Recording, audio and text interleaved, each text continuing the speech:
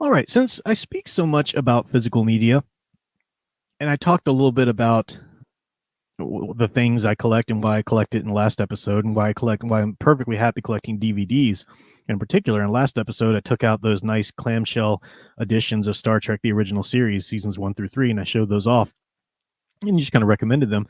I thought maybe that'd be a good segment to include on a lot of these episodes. One of the things that I picked up recently has to do with music, actually, and I'm not somebody. I don't have a huge stereo system. The last really nice, I mean, stereo anything was, I had as a teenager. The handheld, the portability that we have now. I don't really have a space for a huge speaker system, nor do I have the money to really go sink a lot into it. I'm not really a big expert on all the things you need to get for the specs of the sound. I have an Amazon Echo, not the Dot, but the actual full size Echo. And my Echo's talking to me over there. But the speaker on that's pretty impressive. At least it serves me just fine in the space that I'm in just fine. I can turn up the bass. It's quite loud.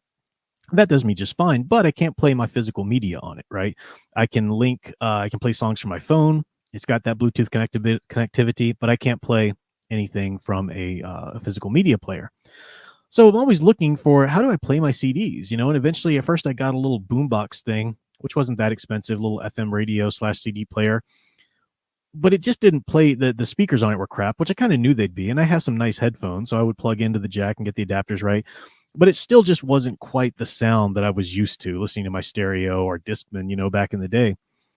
So I was looking at a lot of possibilities. What can I listen to with some good headphones?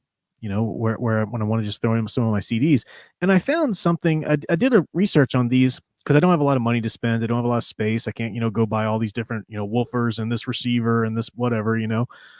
So I got, it's called a Unity or Yintini, excuse me, a Yintini CD player. I think I'm pronouncing that correctly. I'm showing it on the screen for my YouTube viewers here. It's very compact. It has built-in speakers all around the actual CD input there, and those speakers aren't great. The speakers that it outputs, they're not great. I mean, maybe my cell phone speakers are better than that. My smartphone speakers are better than that, but they're passable. They're passable if you wanted to listen to this or that. What I really got it for was the I can plug some headphones in it. So it does have a jack. The Yintini ones, now you'll see a lot of ones like this. They're little squares. They've got sort of a little Tupperware dish container thing that you pop off to put the CD in, and you set that back on. Pardon me as I put that back in. So they're not super durable. You want to be careful with them, obviously. But it has Bluetooth connectivity to earbuds. That's what I was looking for. A lot of these little rectangle CD players on the lower end of the price that you might find, you just want something to play some media with, especially the ones that have a built-in speaker like this. A lot of them say Bluetooth connectivity, but you have to do the research, because what they actually say is that you can play your phone through that speaker, but it doesn't have outgoing Bluetooth connectivity. I don't know why. I'm not an expert on the field there. Is that like more expensive or something? But for whatever reason, that's like the next tier you have to get up to get something with Bluetooth connectivity to be able to listen to with your earbuds. And I have a couple of really nice earbuds that I can listen to, and I'm really happy with the quality of those. And I found this, and this does transmit, out. It even transmits out to my car. I have a little Bluetooth connector in my car to run through the radio. It's just radio speakers, whatever. But I can do that. I can listen to my physical media in my car now without a CD player built into the dash, which is nice. But I really just use it sitting at my desk, and I throw my earbuds in, which are comfortable. It's got great sound quality. It plays these CDs wonderfully. The CD I have in there now is The Other Side of Mars by the great Mick Mars. I'll talk about that in a little bit here in a second. But the sound quality is great. I've listened to a bunch of different stuff. I've listened to some of the newer remasters type CDs that the bands re-release. I've listened to some of the older original releases, and it sounds great.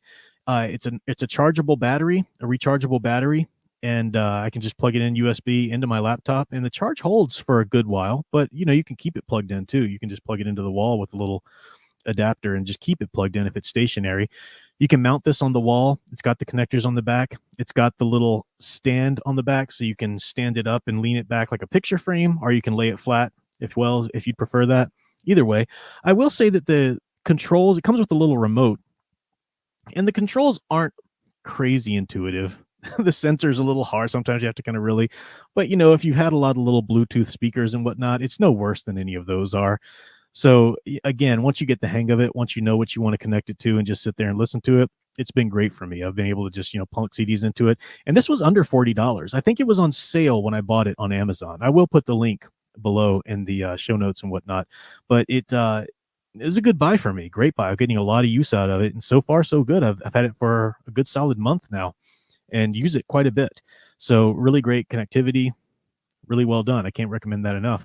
As long as we're talking about physical media and recommendations, we're talking about music, in this episode. Again, I mentioned Mick Mars, The Other Side of Mars. This just dropped. I'd pre-ordered it. Man, I was trying to get the signed copies of this so badly, but they sold out before I could grab it. But this is just the regular CD version. Of course, Mick Mars, the great guitarist from Motley Crue, for decades upon decades, he was so integral to the band.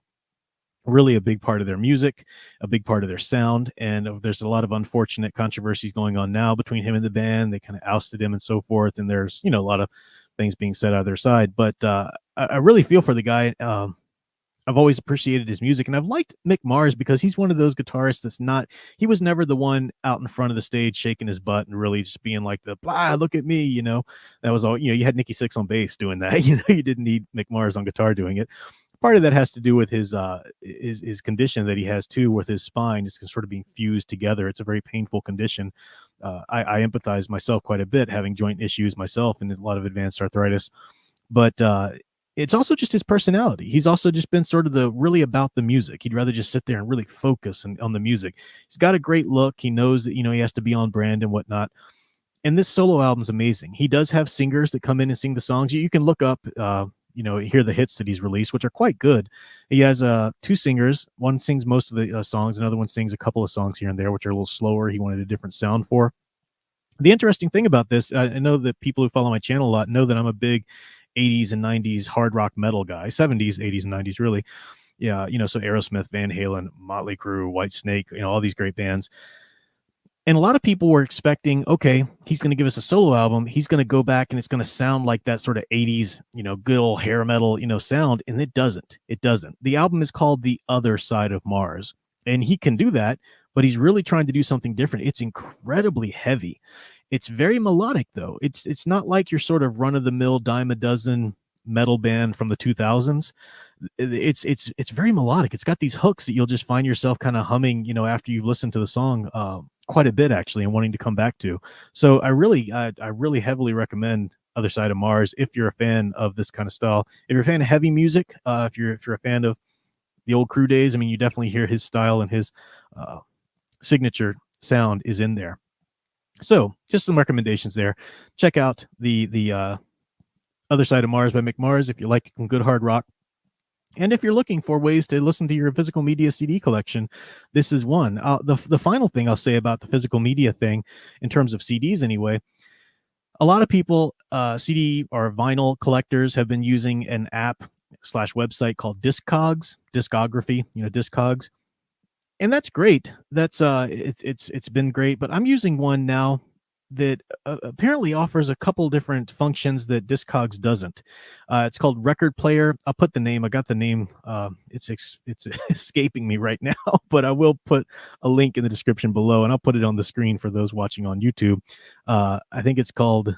Oh shoot! I'm just completely blanking on the name. That's bad.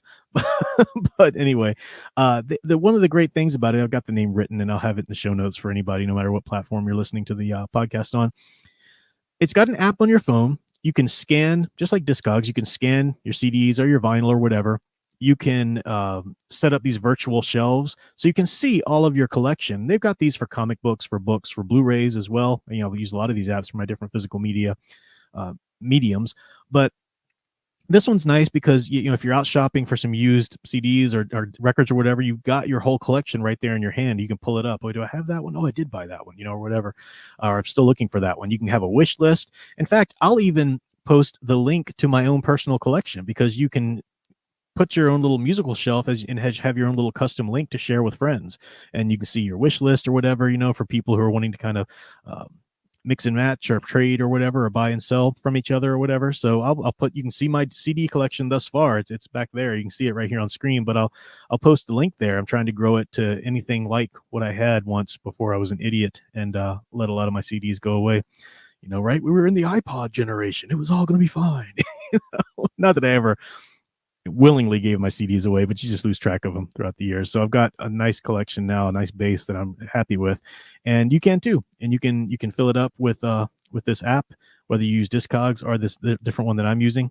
But I'll place the links below, and yeah, share your collection out there as well.